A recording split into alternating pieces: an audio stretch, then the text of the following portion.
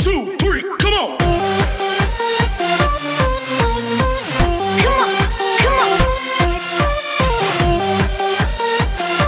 जय हिंद दोस्तों, कैसे हैं आप। आज हम देखेंगे चैप्टर नंबर 3 का इलस्ट्रेशन नंबर 6। चैप्टर नंबर 3 जिसमें क्या हो रहा है, पार्टनर रिटायर होता है या डेथ होती है, उस चैप्टर का इलस्ट्रेशन नंबर 6, जिसके अंदर क्या बता रखा है। हमने इससे पहले क्या देखा था, किस्तों में भुगतान के बारे में देखा था क्वेश्चन। इलस्ट्रेशन 5 में क्या देखा था, किस्तों में भुगतान, जिसमें कोई पार्टनर अगर फर्म से रिटायर होकर के जाता है तो हम उसको क्या करते हैं, किस्तों में पेमेंट करते हैं विथ इंटरेस्ट। ठीक है, सेम आपका वही मेथड है एन्युटी मेथड, जिसमें क्या होता है, एन्युटी का अमाउंट पे किया जाता है। तो लोन अकाउंट और एन्युटी में क्या डिफरेंस है वो भी हमने देख लिया था कि लोन अमाउंट हमेशा हर साल क्या होता रहेगा, कम होता रहेगा। ठीक है, लेकिन एन्युटी में क्या होता है, पेमेंट करने वाला अमाउंट हमेशा फिक्स रहेगा। ठीक है, जैसे एक क्वेश्चन देख लेते हैं, ये इलस्ट्रेशन दे रखा है, इसमें क्या बता रखा है कि ABC साझेदार थे। कितने पार्टनर हैं, 3 पार्टनर है ABC। बी के द्वारा 31 मार्च 2012 को अवकाश ग्रहण करने पर, अब इसमें से रिटायर कौन हो रहा है, बी रिटायर हो रहा है। कौन सी डेट को रिटायर हो रहा है, 31 मार्च 2012 को अवकाश ग्रहण करने पर सभी समायोजन करने के बाद, सभी समायोजन यानी कि जितने भी एडजस्टमेंट है वो सारे ऐड करने के बाद पूंजी खाते का क्रेडिट बैलेंस इसका कितना हो गया, 25,000, जिसके अंदर सैलरी, बोनस, कमीशन जो भी है सारे एडजस्टमेंट होने के बाद फाइनली इसको कितना पेमेंट करना है, 25,000 रुपये दिखाया गया है। यह तय हुआ है कि 10% वार्षिक दर पर 6,000 रुपये प्रति वर्ष, यानी कि इसका रेट ऑफ इंटरेस्ट कितना पे करना है आपको, 10% पर एनम के हिसाब से 6,000 रुपये प्रति वर्ष जीवनोपरांत वार्षिकी दी जाएगी। जीवनोपरांत मतलब जब तक वो जिएगा तब तक उसको पैसा देंगे। कितना पैसा देंगे, 6,000 रुपये।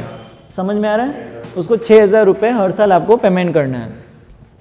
दूसरी वार्षिकी के भुगतान के तुरंत बाद क्या बताया कि जब सेकेंड आपने इंस्टॉलमेंट उसको वार्षिकी दे दी, यानी कि एन्युटी का पेमेंट कर दिया, तुरंत बाद किसकी मृत्यु हो जाती है, बी की मृत्यु हो जाती है, बी मर जाता है। समझ में आ गया।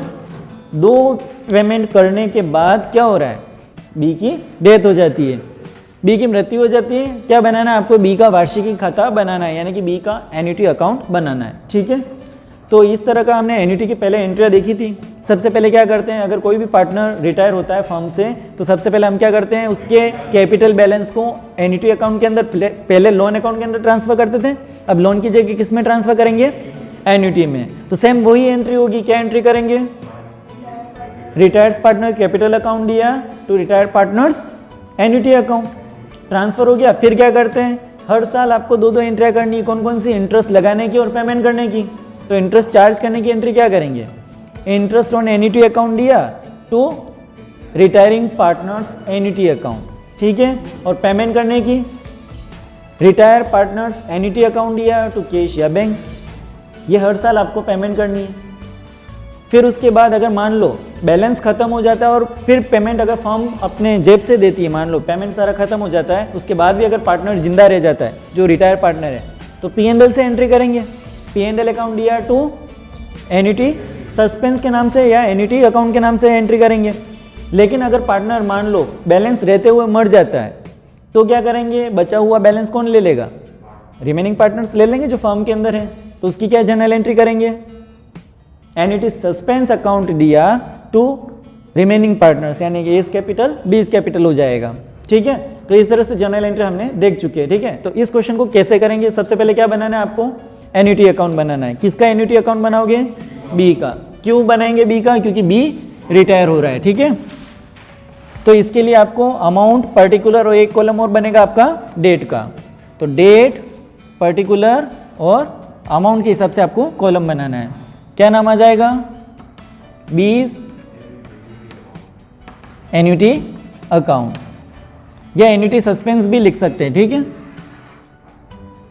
सबसे पहला column date, particular, amount, date, particular और अमाउंट। ठीक है, सबसे पहले क्या करेंगे, बी के एन्युटी के अंदर बैलेंस को ट्रांसफर करेंगे।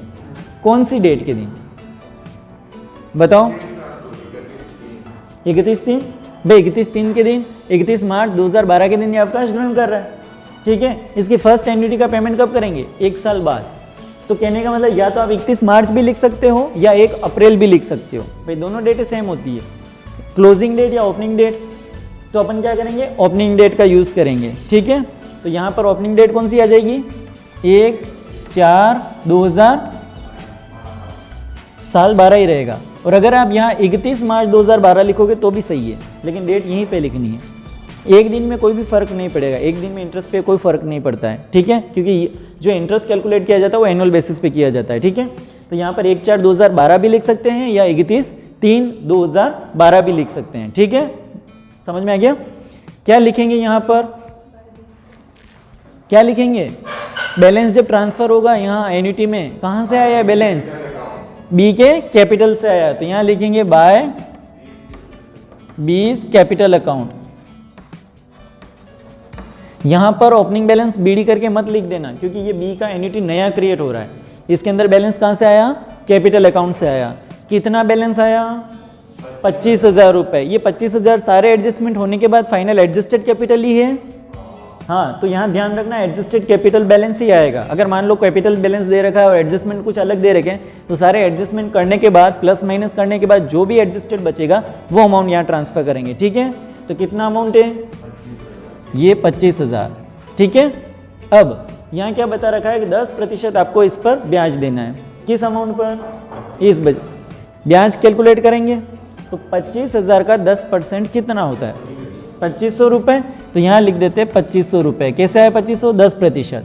किस चीज़ के पैसे हैं ये, बाय इंटरेस्ट के, ठीक है, इंटरेस्ट के। कौन सी डेट के दिन इंटरेस्ट चार्ज किया, 31/3/13, क्योंकि एक साल बाद इंटरेस्ट पे करना हर साल वार्षिक ही है ना। तो 25,000 का 10% कितना हो गया, 2500 रुपये। इस तरह से ये पेमेंट कितना बन रहा है, पेमेंट बना 27,500। लेकिन जो लोन अकाउंट हमने देखा था उसमें क्या करते थे, एक इंस्टॉलमेंट और प्लस इंटरेस्ट ये पे करते थे। लेकिन अब यहाँ एन्युटी में क्या होता है, सिर्फ आपको इंस्टॉलमेंट पे करनी है, कितने की, 6,000 रुपये की। तो इसका मतलब जो हम 6,000 रुपये पे करेंगे, ठीक है, उसके अंदर इंक्लूड होता रहेगा इंटरेस्ट, ठीक है। तो यहाँ क्या लिखेंगे, टू कैश या बैंक, ठीक है, टू कैश या बैंक। कौन सी डेट के दिन पेमेंट कर रहे हैं, 31/3/2013। 31/3/2013 के दिन हमने 6,000 रुपये दे दिए, और 31/3/2013 के दिन बैलेंस कितना हो रहा है, ये इसका 27,500। अगर 27,500 में से मैंने 6,000 दे दिए तो कितने बचेंगे, 21,500। कितने बचेंगे, 21,500, जिसका हम नेक्स्ट ईयर में पेमेंट करते रहेंगे 6,000 के इंस्टॉलमेंट में। तो यहाँ क्या लिखेंगे, टू बैलेंस CD। कौन सी डेट, 31/3/13। ये डेट का ध्यान रखना, ठीक है, 31/3/2013। इस तरह से हमारा डेबिट और क्रेडिट 27,500 रुपये का टोटल हो गया। अब इसी बैलेंस को हम नेक्स्ट ईयर में फॉरवर्ड करेंगे। नेक्स्ट ईयर का मतलब 31/3/2013 के बाद दिव्यांशु कौन सा ईयर आ जाएगा, डेट चेंज करेंगे, नया साल 14 आ जाएगा। 1 अप्रैल 2014, 13 ही रहेगा, वेरी गुड, 13 रहेगा। 31/3/2013 के बाद मंथ चेंज हो जाएगा पर ईयर तो वही रहेगा। तो 1/4/2013 क्या लिखेंगे Divyanshu, very good Divyanshu, opening balance by balance BD के नाम से लिख दिया जाएगा। अमाउंट कितना लिखेंगे, कितना, जो ये बैलेंस है 21,500, उसी को फॉरवर्ड किया जाएगा 21,500। अब देखो इंटरेस्ट कैलकुलेट करना है, चलो इंटरेस्ट कैलकुलेट करते हैं। कितना परसेंट, कितना हो जाएगा, बाय इंटरेस्ट 2150। इस बचे हुए अमाउंट का आपको इंटरेस्ट करना है। ये नहीं कि ये जो 2500 पहले भी इंटरेस्ट आया था 2500 लेके बैठ जाओ। क्या करना है, जो बचा हुआ अमाउंट है ओपनिंग बैलेंस पे हर साल उसका इंटरेस्ट कैलकुलेट करना है। 21,500 का कितना हो गया, 2150। इस तरह से ये बैलेंस कितना हो जाएगा, 23,650। लेकिन हम इसको पेमेंट कितना करेंगे, पहले तो इसकी डेट बताओ, 14, 31/3/2014। भाई पूरे साल का ब्याज कैलकुलेट करना है, ठीक है। 31/3/2014, तो 31/3/2014 के दिन ही पेमेंट करेंगे।